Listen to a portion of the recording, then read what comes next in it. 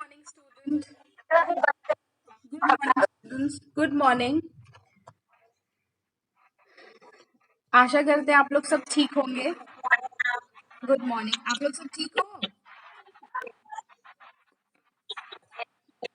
अच्छा, चलो हम लोग स्टार्ट करते हैं एक न्यू टॉपिक जो आपके इंडिया पेपर से है. वो है यूनिट 4 से हम लोग स्टार्ट करते हैं. ठीक है. तो सबसे पहले हमें ये जानना है कि पॉपुलेशन क्या होता है. पॉपुलेशन क्या होता है आप लोगों को एकदम पता है? हेलो, पॉपुलेशन के बारे में जानते हो? पॉपुलेशन किसी भी देश का या फिर किसी भी नेशन का सबसे इम्पोर्टेंट रिसोर्स है, जिसको हम लोग कहते हैं ना ह्यूमन रिसोर्स. हाँ, पॉपुलेशन अगर नहीं होगा तो कुछ भी चीज नहीं है, चाहे वो रिसोर्स से रिलेटेड हो, चाहे डेवलपमेंट से रिलेटेड हो, या फिर किसी भी थिंग से रिलेटेड हो, तो वो पॉपुलेशन पे ही डिपेंड होता है. ठीक है. और पॉपुलेशन या फिर रिसोर्स, पॉपुलेशन या फिर ह्यूमन रिसोर्स, यह एक प्राकृतिक संसाधन है. प्राकृतिक संसाधन मतलब नेचुरल रिसोर्स है, जिसको हम लोग ह्यूमन रिसोर्स भी कहते हैं. और अभी कोविड के टाइम, कोरोना के टाइम ये देखा जा रहा है कि नहीं, सबसे पहले ह्यूमन को बचाओ, है ना. घर से नहीं निकलना है. क्यों? क्योंकि अगर हमें कुछ होगा, ह्यूमन को कुछ होगा, पॉपुलेशन को कुछ होगा, इससे देश को बहुत बड़ा नुकसान होगा. इसलिए पॉपुलेशन को बचाया जाता है और यह एक इम्पोर्टेंट रिसोर्स है, महत्वपूर्ण संसाधन है. कैसे संसाधन है? मनुष्य के द्वारा ही कोई भी संसाधन उपयोग में आता है. मनुष्य अपनी शक्ति के द्वारा, अपने लेबर के द्वारा, अपने ज्ञान के द्वारा इसमें आर्थिक विकास किया जा सकता है. और किसी भी देश की वास्तविक ताकत, किसी भी देश की वास्तविक ताकत उसके मानव शक्ति की गुणवत्ता पर निर्भर करता है. मानव शक्ति यानी ह्यूमन पावर ऑफ क्वालिटी. अगर ह्यूमन है, पॉपुलेशन है, लेकिन उसमें क्वालिटी नहीं है, तो देश की ताकत नहीं हो पाएगी. और हम हमेशा सोचते हैं, या फिर देश क्या सोचता है कि हमारा जो नेशन है वो हेल्दी रहे, हेल्दी एंड वाइज रहे, है ना. यही सोचता है ना कोई भी देश के लोग, या फिर हमारे जितने भी मिनिस्टर्स हैं, कुछ भी प्रोग्राम्स होते हैं, कुछ भी नियम कानून होते हैं, वो पॉपुलेशन से रिलेटेड होते हैं, या फिर पॉपुलेशन को बढ़ाने के लिए किया जाता है ना. ह्यूमन बीइंग के लिए, ह्यूमन वेलबींग के लिए ये सब चीज सफिशिएंट है. अगर हम पॉपुलेशन की बात करें तो भारत विश्व में चीन के बाद दूसरा सबसे अधिक जनसंख्या वाला देश है ना. भारत विश्व में चीन के बाद दूसरा सबसे अधिक जनसंख्या वाला देश है. और यह टोटल, आप लोगों को मेरी बात सुनाई दे रही है? ओके. और यह वर्ल्ड 16.7 16.7% जनसंख्या रखता है. भारत 16.7% पॉपुलेशन अपने में सीमित रखता है. और हमारे पास इतना पॉपुलेशन है कि नॉर्थ अमेरिका, साउथ अमेरिका और ऑस्ट्रेलिया का total population equal to India का पॉपुलेशन. ठीक है. North America, South America and Australia, तीनों कंट्रीज में इन तीनों को जोड़ो और उनका जो पॉपुलेशन है वो हमारे देश का पॉपुलेशन है. सोचो कितना ज्यादा पॉपुलेशन है हमारे इंडिया में. और इसी से रिलेटेड आज जो हमारा टॉपिक है वो है population growth and distribution. Population growth and distribution, जनसंख्या वृद्धि के वितरण.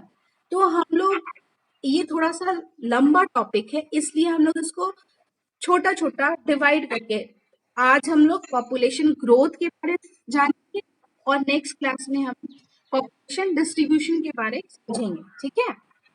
तो पॉपुलेशन ग्रोथ या जनसंख्या वृद्धि क्या है? जनसंख्या वृद्धि कोई दो समय बिंदु के बीच में किसी क्षेत्र में रहने वाले लोगों की संख्या में परिवर्तन को कहते हैं।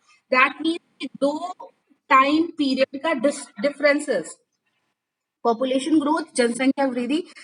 फॉर एग्जाम्पल 2001 में कितना पॉपुलेशन है और 2011 में कितना पॉपुलेशन है, उसके बारे या परिवर्तन, कितना परिवर्तन हुआ, ज्यादा हुआ या कम हुआ, उसके बारे पॉपुलेशन ग्रोथ में पढ़ा जाता है। ठीक है। और भारत की अगर बात करें तो भारत की जनसंख्या का मुख्य विशेषता, भारत की जनसंख्या का मुख्य विशेषता उसकी तीव्र वृद्धि है, रैपिडली इंक्रीज। हम ये जानते हैं कि हम इंडिया में रहते हैं और हमारा जो पॉपुलेशन है वो तीव्र गति से वृद्धि कर रहा है, निरंतर बढ़ रहा है। कितना तो आपको पता है कि इंडिया का जो पॉपुलेशन है वो तीव्र गति, आज 10 है तो कल पता चला कि 40 हो गया, और एवरी सेकेंड 4 बच्चे जन्म ले रहे हैं। दैट मीन्स कि इंडिया का जो पॉपुलेशन ग्रोथ है वो बढ़ रहा है, निरंतर बढ़ रहा है। और पहले ये एवरेज 1.95% था पहले। ये अच्छा, एक और चीज मैं बता देना चाहती हूँ, ये जो पॉपुलेशन ग्रोथ है इसको प्रतिशत में अभिव्यक्त किया जाता है। It is expressed in percentage, प्रतिशत में इसको लिया जाता है। ठीक है। और पहले भारत का जनसंख्या दर या फिर पॉपुलेशन ग्रोथ 1.95 था, 1.95% था, जो कि 2011 में बढ़कर 17.64 हो गया, 17.64 हो गया है। भारत में 1750 से लेकर अभी तक हमारे पास जनसंख्या का डेटा अवेलेबल है। 1750 से लेकर अभी तक हमारे पास जनसंख्या का डेटा अवेलेबल है।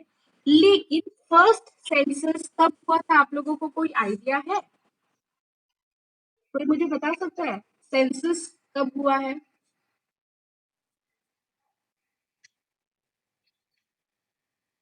Any idea? सेंसस या फिर जनगणना जिसको कहा जाता है, भारत की जनगणना, सेंसस ऑफ इंडिया कब हुआ है?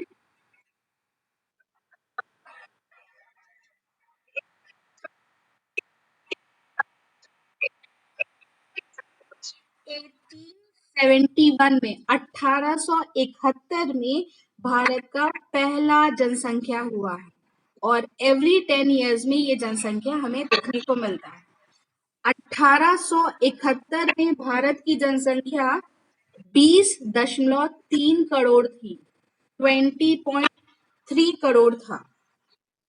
और उस समय से लेकर 1901 में जनसंख्या वृद्धि में, जनसंख्या वृद्धि दर में, जनसंख्या पॉपुलेशन ग्रोथ रेट में बहुत कम वृद्धि हुई है, मतलब धीरे धीरे वृद्धि हुई है। ठीक है। क्यों वृद्धि कम हुई है? क्योंकि उस समय पैंडेमिक था। कौन सा पैंडेमिक? इन्फ्लुएंजा महामारी, और हेल्थ फैसिलिटीज बहुत अच्छी नहीं थी, इस कारण से उस समय पॉपुलेशन ग्रोथ में कम वृद्धि पाई गई। ठीक है। यहाँ तक क्लियर है? हेलो, क्या क्लियर है? भारत के, ओके, भारत के पॉपुलेशन ग्रोथ को 4 भागों में या 4 स्टेजेस में बांटा जाता है। The 4 distinct stages of Indian demographic history. 4 अवस्थाएं हैं भारत के पॉपुलेशन वृद्धि को, जिसको हम लोग डेमोग्राफिक ट्रांजिशन भी कहा जाता है। ठीक है। जो फर्स्ट स्टेज है वो है पीरियड ऑफ स्टैग्नेंट पॉपुलेशन, मंद वृद्धि का समय। यह समय है 1901 से लेकर 1921, 1901 से लेकर 1921, जिसे कहा जाता है मंद वृद्धि का period, period of stagnant population. इस दौरान देश की जनसंख्या अति धीमी गति से बढ़ रही थी, मतलब पॉपुलेशन ग्रोथ बहुत धीरे धीरे हो रहा था। और इससे पहले 23.84 करोड़ से लेकर 2021 सॉरी 1921 तक 25.13 करोड़ हुई। 23.84 करोड़ से बढ़कर 25.13 करोड़ हुई। क्यों इतना कम धीमा वृद्धि होने का या फिर पॉपुलेशन ग्रोथ इतना कम क्यों हुआ? 19 हाँ, इन्फ्लुएंस वजह से। एक और चीज था, इन्फ्लुएंजा था, महामारी थी, उसमें बहुत सारे लोगों की मृत्यु हो गई। और दूसरा ड्रॉट मतलब सूखा पड़ा था। इस कारण से ये जो काल है, इस काल में बहुत कम जनसंख्या वृद्धि हुई। ठीक है, नेक्स्ट जो पॉइंट है हमारा वो है पीरियड ऑफ स्टीडी ग्रोथ, स्थिर वृद्धि। स्थिर वृद्धि या फिर पीरियड ऑफ स्टीडी ग्रोथ, ये है 1921 से 1951। 1921 से 1951। 1921 को अंडरलाइन कीजिएगा। 1921 को जनांकीय विभाजन कहा जाता है। 1921 is a year of the great divide in the demographic history. It is also known as great divide in demographic history. जनांकीय विभाजक कहा जाता है। 1921 को 1921 को जनांकीय विभाजक या फिर ग्रेट डिवाइड कहा जाता है। इसके बाद 1921 के बाद जनसंख्या में निरंतर अधिक, जिसको बोला जाता है वृद्धि दर, देखी गई। हमेशा इस वृद्धि ही पाया गया है। ठीक है, 1921 से 51 के दौरान 1.5% रेट पर ईयर से बढ़कर देश की जनसंख्या 25.13 करोड़ हो गई। 25.13 से लेकर 36.11 करोड़ हो गई। ठीक है, इस समय महामारी या फिर पैंडेमिक में उसको रोकथाम के लिए बहुत सारे काम किए गए। अकाल को नियंत्रण किया गया, जो भी अकाल है, ड्रॉट, सूखा हुआ था, उसको रोका गया। हेल्थ फैसिलिटीज अच्छा किया गया, सैनिटेशन। और इस समय डेथ रेट में कमी आई, और जन्म दर या फिर रेट में वृद्धि हुई, जिसके कारण ये जो पीरियड है 1921 से 1951 या जो पीरियड ऑफ सीडी ग्रोथ कहा जाता है, इसमें वृद्धि आने लगी। नेक्स्ट जो हमारा पॉइंट है, ये है third point, period of rapid high growth. Period of rapid high growth, इसको तीव्र वृद्धि का काल भी कहा जाता है। तीव्र वृद्धि 1951 से 1981। 1951 से 1981। 1951 को दूसरा जनांकीय विभाजक के रूप में जाना जाता है। 1951 को दूसरा जनांकीय विभाजक के रूप में जाना जाता है। It is also known as population explosion. Population explosion, जिसके बाद देश में जनसंख्या में तीव्र वृद्धि पाई गई। जनसंख्या में तीव्र वृद्धि पाई गई, रैपिडली इंक्रीज होने लगा। और इस समय 32 करोड़ से भी अधिक जनसंख्या वृद्धि देखी गई। 32 करोड़ से भी अधिक जनसंख्या वृद्धि देखी गई। पॉपुलेशन ग्रोथ 32 करोड़ से भी ज्यादा पाया गया। क्यों हुआ? क्योंकि चिकित्सा सुविधा, हेल्थ फैसिलिटीज को ठीक किया गया, मृत्यु दर जो डेथ रेट था उसको कम किया गया, बर्थ रेट को बढ़ाया गया, और जिस कारण से पॉपुलेशन में वृद्धि देखने को मिली।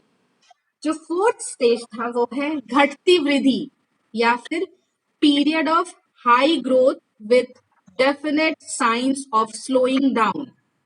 Period of high growth with definite science of slowing down, घटती वृद्धि दर।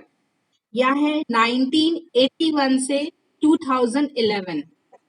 1981 से 2011।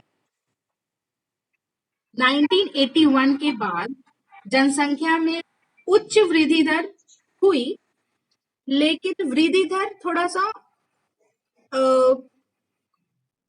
उसमें थोड़ा कंट्रोल भी था, जैसे कि डेथ रेट तो कम हुई, साथ ही साथ बर्थ रेट को भी कम किया गया इस देश में डेमोग्राफी के इतिहास को, इसको ये जो फोर्थ पीरियड है घटती वृद्धि देश के डेमोग्राफी के इतिहास में या नए युग न्यू एरा की शुरुआत हुई। इस समय जन्म दर और मृत्यु दर में डिफरेंसेस कम हुई।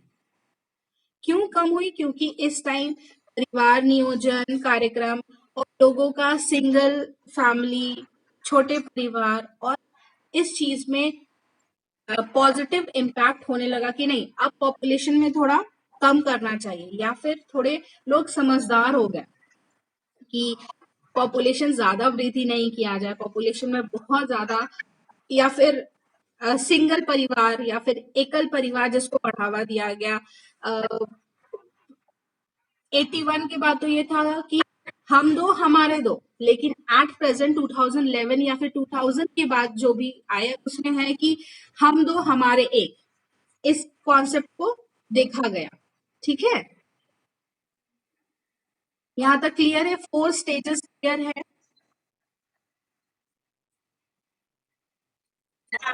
ओके।